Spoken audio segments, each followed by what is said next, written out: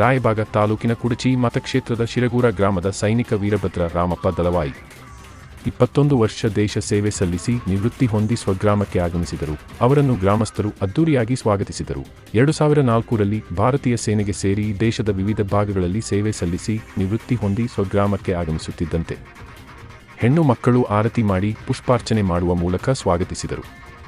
ನಂತರ ಭಾರತೀಯ ಸೇನಾಭಿಮಾನಿಗಳು, ಮೂಡಲಗಿಯ ಮಂಜುನಾಥ ಸೈನಿಕ ತರಬೇತಿ ಸಂಸ್ಥೆ ಶಿಬಿರಾರ್ಥಿಗಳು, ಗ್ರಾಮಸ್ಥರು, ಕುಟುಂಬಸ್ಥರು ಗ್ರಾಮದ ಪ್ರಮುಖ ಬೀದಿಗಳ ಮೂಲಕ ಸರ್ಕಾರಿ ಪ್ರೌಢಶಾಲೆ ಆವರಣದವರೆಗೆ ಡೊಳ್ಳು ವಾದ್ಯ, ಡಾಲ್ಬಿ ಹಚ್ಚಿ ರಸ್ತೆ ಉದ್ದಕ್ಕೂ ಪಟಾಕಿ ಸಿಡಿಸಿ ಪುಷ್ಪಾರ್ಚನೆ ಮಾಡುವ ಮೂಲಕ ಅದ್ದೂರಿ ಮೆರವಣಿಗೆ ಮೂಲಕ ಸ್ವಾಗತಿಸಿದರು.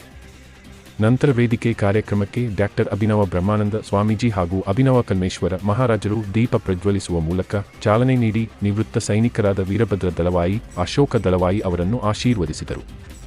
ಮಳೆಯ ಕಾರಣ ಕಾರ್ಯಕ್ರಮವನ್ನು ಮೊಟಕುಗೊಳಿಸಿ ನಿವೃತ್ತ ಸೈನಿಕರಿಗೆ ಅಭಿಮಾನಿಗಳು, ಗ್ರಾಮಸ್ಥರು ಸತ್ಕಾರದ ಸುರಿಮಳೆಗೈದರು. ಈ ಸಂದರ್ಭದಲ್ಲಿ ಹಿರಿಯರಾದ ಹಾಲಪ್ಪ ಗಾಳಿ, ಗುತ್ತಿಗೆದಾರ ಸದಾಶಿವ ದಳವಾಯಿ, ಜಿಲ್ಲಾ ಸಮಾಜ ಕಲ್ಯಾಣಾಧಿಕಾರಿ ಬಿಎಸ್ ಬಡಿಗೇರ, ದಸ್ತಗೀರ ಕಾಗವಾಡೆ, ಶಂಕರ ಗಾಳಿ, ಹಾಲಪ್ಪ ದಳವಾಯಿ, ಬಸು ಗಾಳಿ, ರಾಹುಲ ದಳವಾಯಿ ಹಾಗೂ ಇತರರು ಉಪಸ್ಥಿತರಿದ್ದರು.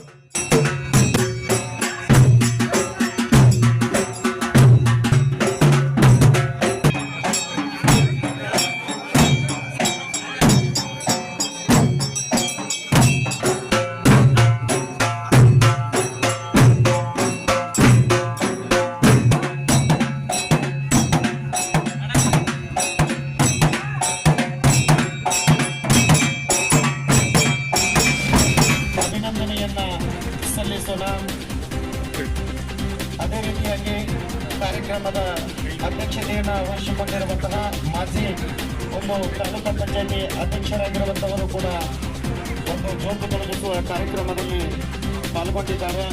ಅದೇ ರೀತಿಯಾಗಿ ನಮ್ಮ ಕಲಿಸಿದ ಗುರುಗಳಾಗಿರುವಂತಹ ಬಡಿಗೇರ್ ಸರ್ ಅವರು ಕೂಡ ಈ ಒಂದು ಗೌರವಾನ್ವಿತ ಗಣ್ಯಮಾನ್ಯರು ಹಾಗೂ ಎಲ್ಲ ಸರ್ಕಾರ ಮೂರ್ತಿಗಳು ಕೂಡ ಜ್ಯೋತಿ ಬೆಳಗಿಸುವ ಕಾರ್ಯಕ್ರಮದಲ್ಲಿ ಪಾಲ್ಗೊಂಡು ಈ ಒಂದು ಜ್ಯೋತಿ ಬೆಳಗಿಸುವುದರೊಂದಿಗೆ ವೇದಿಕೆ ಕಾರ್ಯಕ್ರಮದ ಉದ್ಘಾಟನೆಯನ್ನ ಮಾಡ್ತಾ ಇದ್ದಾರೆ. ಅದೇ ರೀತಿಯಾಗಿ ಒಂದು ಭಾರತೀಯ ಸೈನಿಕದಲ್ಲಿ ಸೇವೆಯನ್ನು ಸಲ್ಲಿಸಿರುವಂತಹ ವೀರಭದ್ರ ರಾಮಪ್ಪ ದಳವಾಯಿ ಹಾಗೂ ಅಶೋಕ್ ಅಣ್ಣಪ್ಪ ದಳವಾಯಿ ಅವರು ಕೂಡ ಜ್ಯೋತಿ ಬೆಳಗಿಸುವುದರೊಂದಿಗೆ ಕಾರ್ಯಕ್ರಮ. ಧನ್ಯವಾದಗಳು.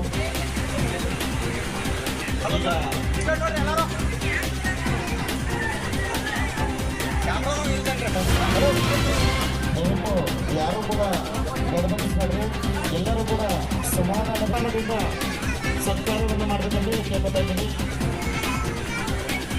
ಸಮರ್ಪಿಸ್ತಾ ಇದ್ದಾರೆ. ತುಂಬ ಹೃದಯದ ಅಭಿನಂದನೆಗಳು.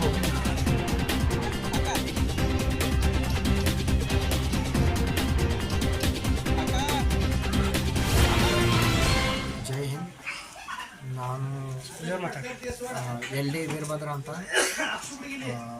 ಭಾರತೀಯ ಸೇನೆಯಲ್ಲಿ ನಾನು ಆರ್ಮರ್ ಕೋರಲ್ಲಿ 2004 10 ಸೆಪ್ಟೆಂಬರ್ಗೆ ಜಾಯ್ನ್ ಆಗಿದ್ದೇನೆ. ಆಮೇಲೆ 21 ವರ್ಷ ಕಾಲ ನಾನು ಸರ್ವಿಸ್ ಮಾಡಿ ಈಗ 2024 ಸೆಪ್ಟೆಂಬರ್ಗೆ ರಿಟೈರ್ಮೆಂಟ್ ಬಂದಿದ್ದೇನೆ. ನಾನು ಮುಂದಿನ ಪೀಳಿಗೆಗೆ ಏನು ಹೇಳಬೇಕಂತಂದರೆ, ಭಾರತೀಯ ಸೇನೆ ಇದೊಂದು ಇವತ್ತಿನ ಒಂದು ಇದು ನೋಡಬೇಕಾದ್ರೆ ಒಂದು ಒಳ್ಳೆಯ ಸ್ಥಾನಮಾನದಲ್ಲಿದೆ. ಇವಾಗ ಭಾರತೀಯ ಸೇನೆ ಜಗತ್ತಿನ ಒಂದು ಅತ್ಯಂತ ದೊಡ್ಡ ಸೇನೆಯಲ್ಲಿ ಒಂದಾಗಿದೆ ಇದು. ಅದಕ್ಕಾಗಿ ಭಾರತೀಯ ಸೇನೆಯಲ್ಲಿ ಇನ್ನಷ್ಟು ಹೆಚ್ಚು ಯುವಕರು, ಮುಂದಿನ ಪೀಳಿಗೆಯೂ ಕೂಡ ಹೆಚ್ಚು ಜನ ಅದರಲ್ಲಿ ಭಾಗವಹಿಸಲಿ, ಹೆಚ್ಚು ಜನ ಭರ್ತಿ ಆಗಲಿ, ಆಮೇಲೆ ಸೇನೆಯಲ್ಲಿ ಸೇರ್ಪಡೆ ಆಗಲಿ ಅಂತ ನಾನು ಮುಂದಿನ ಪೀಳಿಗೆಗೆ ಒಂದು ಸ್ಫೂರ್ತಿಯನ್ನು ನೀಡ್ತೀನಿ. ಆಮೇಲೆ ಸೇನೆ ಅನ್ನೋದು ಇದೊಂದು ಅಷ್ಟು ದೊಡ್ಡ ಸುಲಭವಾದ ಇದು ಸೇವೆ ಅಲ್ಲ. ಅನೇಕ ರೀತಿಯ ಕಷ್ಟಗಳು ಬರ್ತಾವೆ ಇದರಲ್ಲಿ.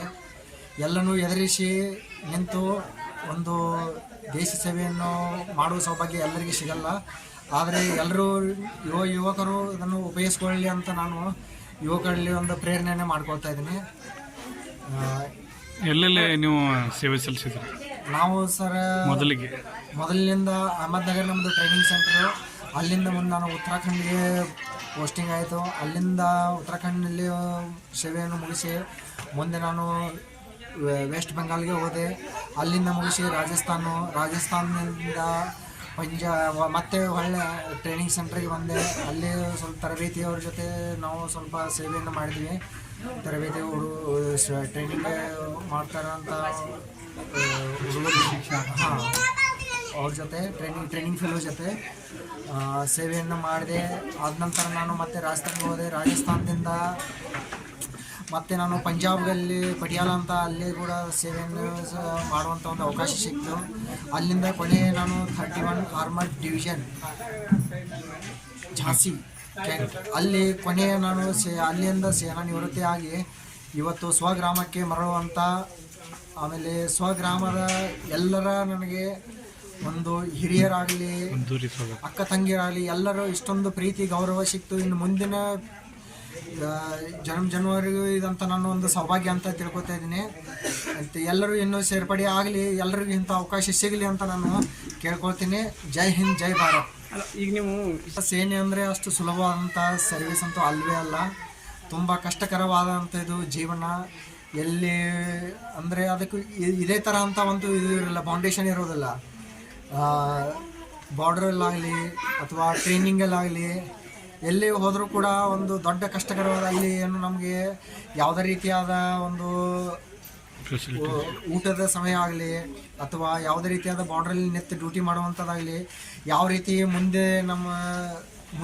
ಮುಂದಿನವ್ರು ನಾವು ವೈರಿಗಳಿರ್ತಾರಲ್ಲ ಅವ್ರ ಜೊತೆ ಯಾವ ರೀತಿ ಫೇಸ್ ಮಾಡಬೇಕಂತಲೂ ನಾವು ಎಲ್ಲ ಪ್ರಿಪೇರ್ ಆಗಿ ಕೂಡ ನಿಲ್ಲಬೇಕಾಗುತ್ತೆ ಕೆಲವೊಂದು ಸಲ. ಆದರೆ ಕೆಲವೊಂದು ಸಲ ಗೊತ್ತಿರಲ್ಲ ಅವ್ರು ಯಾವ ರೀತಿ ಪ್ರಿಪೇರ್ ಆಗಿ ಅವರು ಕೂಡ ನಿಂತಿದ್ದಾರಂತೆ. ಆದ್ರೂ ಕೂಡ ನಾವು ಎದೆಗಟ್ಟಿ ನಿಲ್ತೀವಿ, ಯಾಕಂದರೆ ಇದೇ ನಮಗೆ ಶಿಕ್ಷಣವನ್ನು ಕೊಟ್ಟಿರ್ತಾರೆ ಟ್ರೈನಿಂಗಲ್ಲಿ. 21 ನಾವು ಸೇವೆನೂ ಒಂದು ಸಿಕ್ಕದು ಇದು ಒಂದೇ ಖುಷಿ ಅಷ್ಟೇ. ಬಾಕಿ ಪೂರ್ತಿ ಟ್ರೈನಿಂಗ್ ಇರೋವರೆಗೆ ಎಲ್ಲ, ಟ್ರೈನಿಂಗ್ ವರೆಯಿಂದ ಹಿಡಿದು ಡ್ಯೂಟಿ ಮುಗಿಯೋವರೆಗೆ ಅದು ಕಷ್ಟಕರ ಜೀವನ ಸರ್. ಇದು ಆರ್ಮಿ ಜೀವನ ಕಷ್ಟಕರ ಜೀವನ. ಸುಖ ಅಂತ ಅದನ್ನ ಕಷ್ಟದಲ್ಲೇ ಸುಖ ಅನುಭವಿಸ್ಬೇಕು ನಾವು ಅಷ್ಟೇ. ಇದೇ ಒಂದು ಅದರಲ್ಲಿ ಆನಂದ ಪಡೋದು ಅಂತಂದರೆ ಕಷ್ಟದಲ್ಲಿ ಅದು ಒಂಥರ ಸೇವೆ ಮಾಡೋದು, ಅದು ಒಂದು ಸುಖ. ವೀರಭದ್ರ ದಳವಾಯಿ ಅಂತ.